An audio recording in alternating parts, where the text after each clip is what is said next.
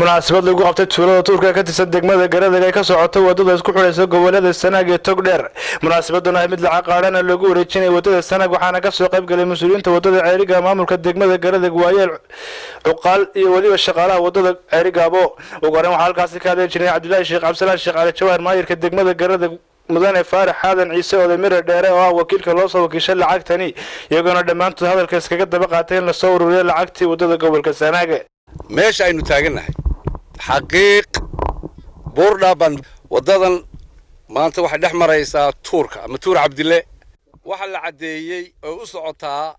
barkada markaan barkada Cali Xirsilaanahay waxa weeye wadadii kalena waxay soo taagan tahay ee ka timiday in afmad qaasin qodax bay taagantay ninkii arkay ee garanaya ayaa intay isku jiraan sheegi kara waxaan u maleynayaa kolka waa gabagabo isku xidhaysay Burco iyo Ceerigaabo galbeedkii waxa weeye gobolka Sanaag halkaas wadadii waxay ka maraysaa fay waxaanu isugu nimid hadeer inaynu ku dhiibno lacag qaadana oo laga soo diray Abudabay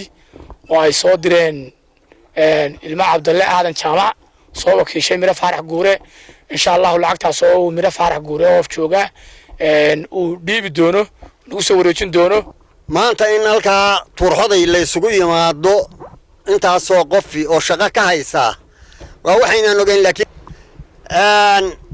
halka kan anigu waxaan ka dhiibayaa lacag dariiqa loogu tala galay oo ilma Cabdulle Aadan Jaamac ay soo direen oo aabahood ula niyoodeen inay waqaf uga dhigaan oo dariiqa ay u geliyaan dadku maraya ku raaxaysanayo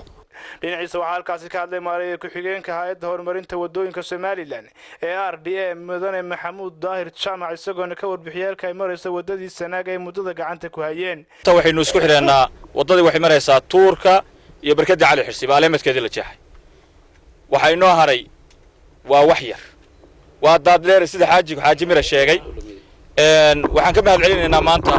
lacagta qaaraan ururinta oo ilma Cabdulle Aadan Jaamac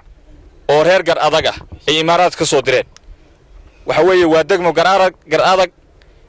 aad baan ugu mahad celinaynaa qaaraanka ay soo ururiyeen oo ay soo wakiisheen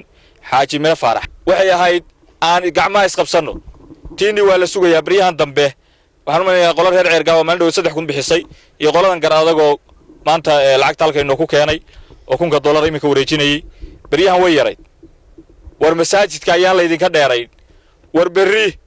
waxa weeye waa sadaqatul jaariya gabadii waxa lacag dhan $1,000 lagu wareejiyay maayirka degmada Garadega ay ku soo wakiisheen gudida qaadan ururinta wadada Sanaag qaybteedii degmada Garadega Axmed Jaamac Aadan wararka telefishinka caalamiga Universal degmada Garadega galbeedka gobolka Sanaag